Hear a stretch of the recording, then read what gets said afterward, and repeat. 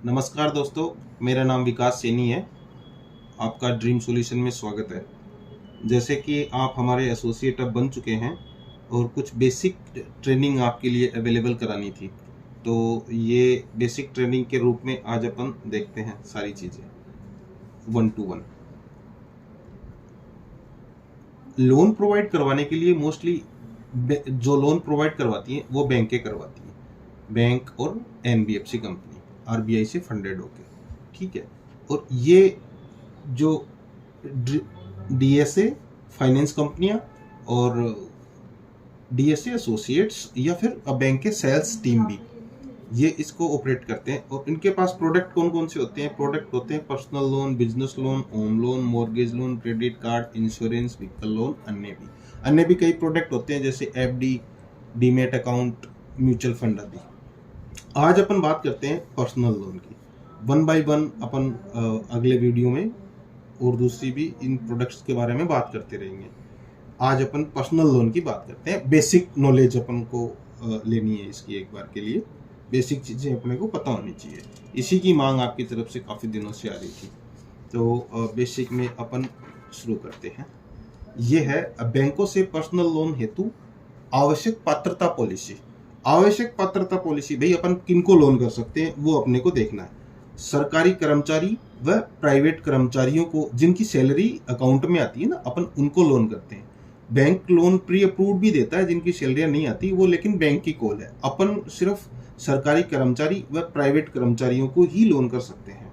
इसके लिए आवश्यक डॉक्यूमेंट की अपन चर्चा करते हैं। Aadhaar card, PAN card, photo, 3 salary slip चाहिए अपने को। महीने में जो करंट मंथ है उनकी 3 सैलरी स्लिप।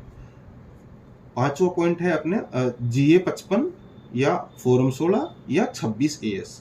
जीए 55 जो है गवर्नमेंट एम्प्लॉय का बनता है, फॉर्म 16 प्राइवेट एम्प्लॉयज को मिलता है।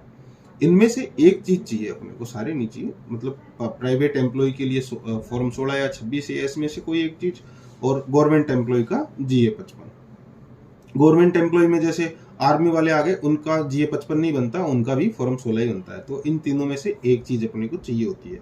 6 महीने का बैंक स्टेटमेंट अपने को सभी का चाहिए होता है। करंट मंथ के 6 महीने उनका बैंक स्टेटमेंट अपने को चाहिए ही होता है।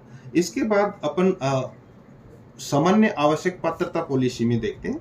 मतलब डॉक्यूमेंट आ गए कस्टमर के, लोकेशन आ गई, सैलरी स्लिप आ गए, सारी चीजें आ गई। तो उसके बाद अपन एक मेन चीज देखी जाती है लोकेशन, कि जिस बैंक में कस्टमर लोन लेना चाहता है या फिर वो जिस बैंक के लिए लोन लेने के लिए पात्र है, उस लोकेशन पे वो बैंक काम कर रही है या नहीं कर रही है। सभी बैंक अपनी अपनी पूर्व निर्धारित तय लोकेशन पर ही काम करती है। इनके द्वारा, बैंकों द्वारा डिसाइड किया जाता है कि मैं इस लोकेशन पे करूंगा। एनबीएफसी भी इनके द्वारा डिसाइड किया जाता है कि मैं इस लोकेशन पे लोन करूंगा, इस पे नहीं करूंगा, वो इनकी कॉल होती है। तो लोकेशन भी अपने को देखनी होती है फाइल उठाने से पहले। अब सैलरी की अपन बात करते हैं कि भाई कितनी सैलरी पे को कहाँ कहाँ लोन होता है। सैलरी में इनका अलग अलग है। जैसे अपन मिनिमम सैलरी अपने को 15,000 तो चाहिए ही चाहिए, लेकिन इसमें भी कंडीशन है। 15,000 नेट क्रेडिट बैंक अकाउंट में होनी चाहिए। वो पीएफ वगैरह कटने के बाद जो भी है ना, उनकी ग्रोस नहीं, मतलब नेट उनके अकाउंट में जमा होनी चाहिए। और ये है टीयर 1 सिटी। टीयर 1 में जो सिटियां आती है ना, जैसे मेट्रो सिटी हो गया, मान लीजिए जयपुर है, जैसे T1 में आता है ये, तो इस लोकेशन पे ये हम कर सकते हैं। अब मान लीजिए कोई सीकर से फाइल उठा रहे हैं अपन, तो अपन 15,000 पे नहीं कर सकते, लेकिन जयपुर से उठा रहे हैं तो अपन कर सकते हैं। इसलिए ये सैलरी के साथ में उनकी सिटी की लोकेशन भी देखी जाती है। 20,000 रुपये सैलरी पे अपन T2 की लोकेशन वालों पे कर सकते हैं। जैसे T2 आप मतलब बेसिक समझने के लिए ऐसा लगा लीजिए कि भाई जो भी T1 का सिटी है, उनकी जो बॉर्डर पे आने वाली सिटियां हैं छोटी, वो T2 में आती हैं। 25,000 के बाद अपन T3, मतलब सभी डिस्ट्रिक्ट लेवल की या फिर तहसील लेवल की सिटियां हैं, अपन उन लोकेशन पे कर सकते हैं। 35,000 की सैलरी में अपन गाँव में भी जा सकते हैं। सभी लोकेशन हैं जो बैंक के साथ में मैप है। जैसे सभी ऑलमोस्ट सभी लोकेशंस पे 35,000 की सैलरी में करते हैं, जिन जिन बैंकों के लिए लोकेशन मैप है। जैसे कुछ बैंकें भरतपुर में नहीं कर रही हैं तो वो नहीं करती हैं, लेकिन कुछ NBFC कंपनियां भरतपुर में कर रही हैं। 35,000 की सैलरी पे सबकी फाइलें अपन ले सकते हैं।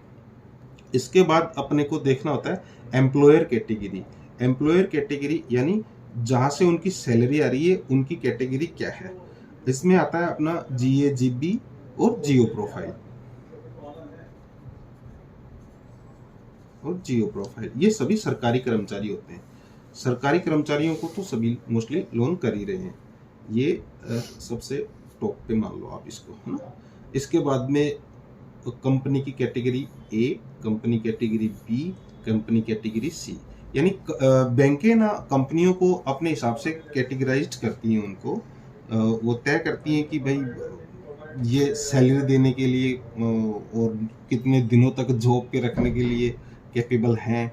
ऐसा कुछ क्राइटेरिया बैंकों का होता है। उसी हिसाब से वो अलग अलग कंपनियों को अलग अलग कैटेगरी में सेट करते हैं। जैसे रिलायंस है, ये सब A में आती है। इसके बाद में इनकी कैटेगरी अलग अलग होती है।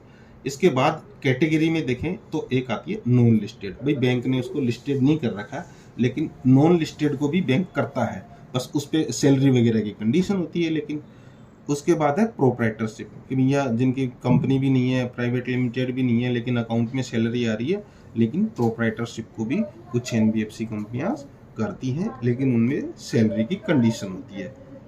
इसके बाद देखा जाता है एम्प्लॉयर कैटेगरी, यानी एम्प्लॉय कैटेगरी। तो एम्प्लॉय की क्या कैटेगरी है, यानी उनका पद, उनकी प्रोफाइल, ये डिपेंड करता है इस चीज पे, है ना। ये सारा क्लियर है मेरे ख्याल से। आवश्यक पात्रता पॉलिसी, रुको अभी नहीं, मेरे को में अपन ने जैसे ये उठा लिया, आवश्यक डॉक्यूमेंट अपन ने देख लिए इसके, ठीक है। इसके बाद में उसको ये वाला नहीं, ये बाद में लेंगे, पहले लेते हैं। अब लोन आवश्यकता से लोन पूर्ति तक की सामान्य प्रक्रिया। लोन आवश्यकता से लोन पूर्ति तक की सामान्य प्रक्रिया अपन ने पात्रता पॉलिसी के हिसाब से देख लिया कि जो भी पात्र कस्टमर है उसकी अपन लीड जनरेट कर रहे हैं। मान लीजिए उनकी इंक्वायरी खुद से आई या फिर अपन उनके पास में गए, जैसे भी उनकी लीड जनरेट हुई, उसके बाद में अपन उनके डॉक्यूमेंट रिसीव करते हैं। डॉक्यूमेंट रिसीव करने के बाद उनकी एलिजिबिलिटी चेक करते हैं, उनकी पात्रता चेक करते हैं कि उनकी भाई लोकेशन कौन सी है, उनकी सैलरी कितनी आ रही है, उनकी कंपनी किस कैटेगरी में है, आदमी गवर्नमेंट एम्प्लॉई है क्या है, और उनकी पोस्ट क्या है। इस हिसाब से अपन खुद भी उनकी पात्रता चेक करते हैं।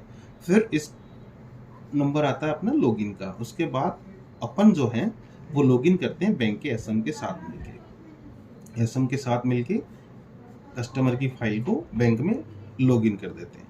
लॉगिन के बाद इनका सिबिल चेक होता है सिस्टम के थ्रू। बैंक का जो सिस्टम होता है ऑटोमेटेड होता है, सॉफ्टवेयर वगैरह जो भी है, लॉगिन के बाद में ये यहाँ चेक होता है। अब या तो ये फाइल यहाँ पे सिबिल में रिजेक्ट हो जाएगी या ये ओके हो जाएगी।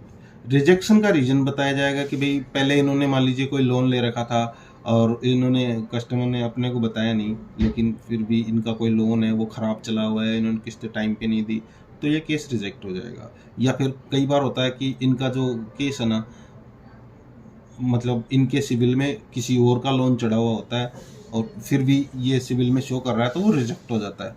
तो अगर कस्टमर बोलता है कि जी ये मेरा नहीं है, ये अपना मोस्ट काम है। ये कस्टमर बोलता है कि जी ये मेरा लोन तो था ही नहीं, तो ये अगर ये NOC देता है अपने को, तो अपन SM से बात करते हैं, SM इसको ओके करवा देता है। या फिर ये अपने आप भी, अगर इनका सब कुछ ओके है, सारी चीज़ें इनका सिविल सही है, तो ये फाइल ओके है, तो फिर अपन आगे बढ़ते हैं। आगे बढ़ने के बाद में सिविल से फाइल निकलने के बाद बैंक द्वारा पात्रता जाँच होती है, वही सेम जो अपन ने पहले करी थी कि भाई इनको कितना लोन हो सकता है, लोकेशन इनकी क्या है, वो सारी चीज़ें बैंक फिर से एक बार चेक करता है। अगर या तो यहाँ रिजेक्ट हो जाएगी, मान लीजिए अपन ने ज़बरदस्ती लॉगिन कर दी, लोकेशन थी नहीं, तो ये रिजेक्ट हो जाएगी, उसका अपने पास कोई जस्टिफिकेशन नहीं है। और या यहाँ से ओके हो गई, तो ये फाइल चलती है आगे फील्ड इन्वेस्टिगेशन के लिए, FI के लिए। यानी लॉगिन के टाइम पे अपन ने जो भी एड्रेस बताया है बैंक को, कस्टमर का जो भी एड्रेस अपन ने बताया है और ऑफिस का एड्रेस बताया है, वो सारी चीज़ें एक फील्ड इन्वेस्टिगेशन के लिए बंदा जाता है बैंक की तरफ से, और वो वहाँ पे चेक करता है कि यहाँ ये चीज़ें ठीक हैं। अगर ये यहाँ या तो गलत बताया गया तो यहाँ रिजेक्ट हो जाएगा, नहीं तो यहाँ से ओके होगा। दोनों चीज़ें सही है तो ओके हो जाएगा। ओके होने के बाद में case forwarded to credit manager.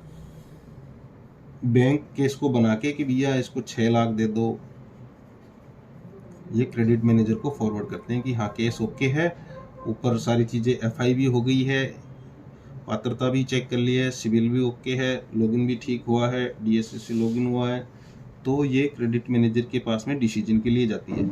अब डिसीजन क्रेडिट मैनेजर अपने स्वयं विवेक पे लेता है।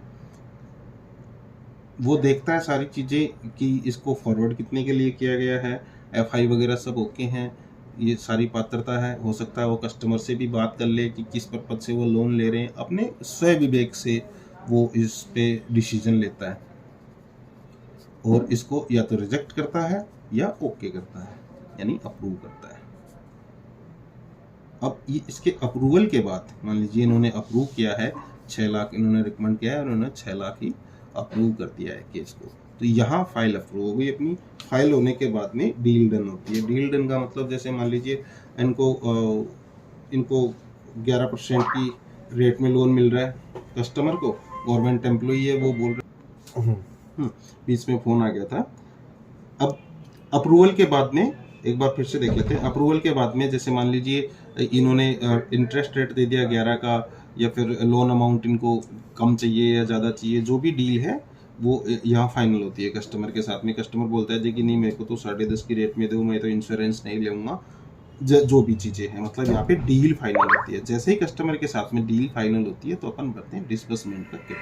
डिसबर्समेंट का किट ये लो, चलो। डील डन के बाद में अपन जाते हैं डिसबर्समेंट के किट के लिए। इनके डिसबर्समेंट का किट अपन तैयार करते हैं कस्टमर का अप्रूवल के बाद और डील डन के बाद। जैसे ये 2 तरीके से होता है। एक तो होता है ऑफलाइन चेक के द्वारा, तो अपन को कस्टमर से चेक साइन करवा के लेने होते हैं किट के लिए, और किट पे भी साइन करवाते हैं कस्टमर से, जो भी टर्म्स एंड कंडीशन है, ये इंटरेस्ट रेट की ओर है, जो भी है वो ऑनलाइन भी ये होता है।